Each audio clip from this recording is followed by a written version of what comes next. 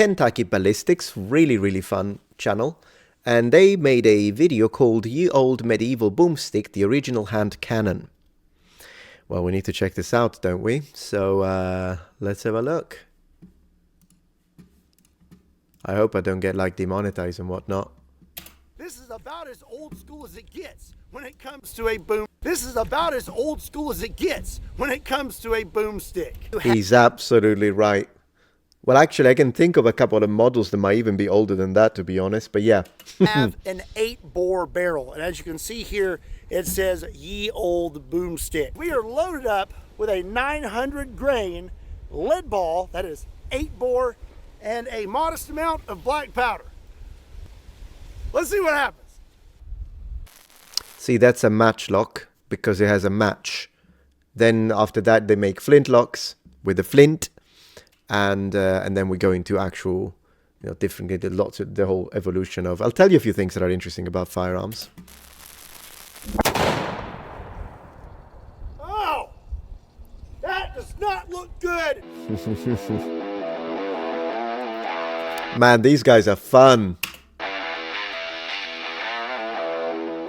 What's up, everybody? My name is Scott, and you're watching Kentucky Ballistics. And last year, we moved out to the new range, and I absolutely love it. But there's some things about the old range that I miss, and I think that you miss them too. So I decided to bring the old range to the new range. This is 103 railroad ties, and I am very excited about our new berm, old berm, new berm. Huh. Now, I'm also very excited about the first video of 2000.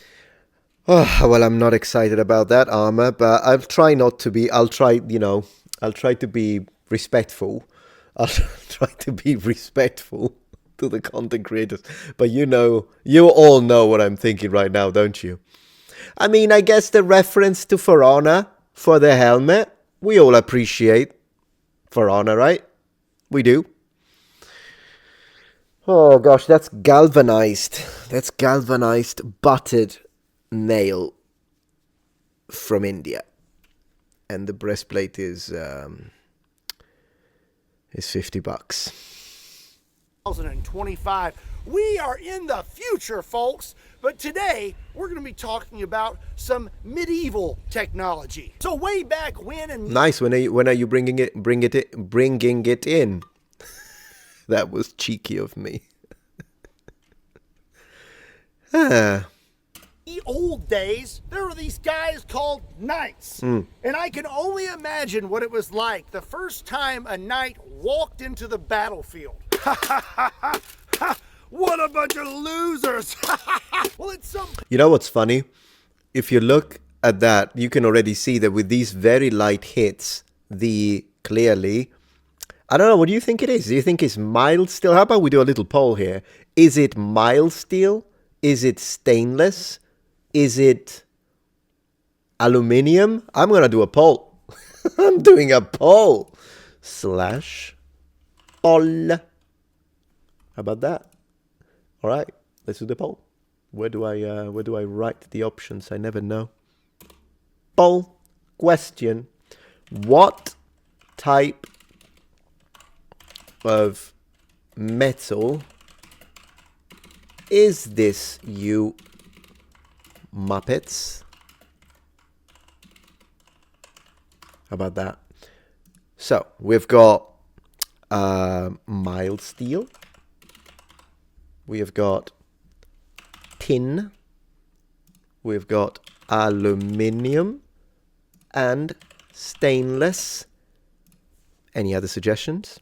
Cardboard, plastic, any other? I'm going to put plastic in there. Plastic. Yeah, that's not titanium. That does not look like titanium. So, yeah, I mean, we're going to do that. And the thing is going to last for 10 minutes. Start the poll. Look at this poll. I need to show the beauty of this poll. What type of metal is this, you Muppets? Please vote. I'm going to put my vote. Yeah, I think, I mean, it's not the easiest one. It's not the easiest one to figure out. I know what it's not. Medium carbon steel, heat treated and normalized. I know it's not that. Yeah. I'm gonna vote for this, and yeah, while you have fun with that, I'm gonna have fun with this. But I'm not here to make fun of anyone. They're having fun. Okay, they're having fun, and fun is great. Let's go. What a bunch of losers! Well, at some point, somebody got really tired of battling medieval juggernauts and decided to make ye old boomstick. And as far as I know, this is about as old school as it gets when it comes to a boomstick. So basically what we have here today is a medieval hand cannon, but this is a modern reproduction. You have a very large piece of wood here, a literal stick, and then I wonder what type of wood. Well, what type of wood do you think they're gonna use? Probably ash, because ash was very common in the medieval period for making, you know, for instance, the handle of a mace, the handle of a warhammer. They used that a lot, and so I'm thinking one of the reasons being that in the medieval period, ash was actually harder, denser than in the modern time. But it's not the only one. It could be oak. Could be. Do you think it could be? My money's on ash. Then you have an 8-bore barrel, and as you can see here, it says ye old boomstick. We appreciate that. So as you can imagine, back in the medieval days, they did not have brass casings, primers, or anything fancy like that. All they had was black powder. So once this thing was loaded up, your only option to get this to fire was either to take a little stick you had lit and touch it to your breech, or you could be fancy like me, and I have a little handle here that is equipped with some slow burning fuse, and then you hit this, boom, it will touch it to that tiny little hole and hopefully ignite your black powder. Now, if you did actually manage to ignite your powder and you did finally fire off a shot, you're pretty much just left with a giant club after that. There's no way you're gonna be able to reload this thing on the battlefield. Why not, though? I don't understand why he said that. I mean, if you could load it once, why would you not load it again if it's a specialized unit of gunners and they've got coverage? Like, I don't know if he means that technically it cannot be reloaded, but that's, I mean, doesn't make any sense. Or if he means you shoot, but then the enemy is upon you.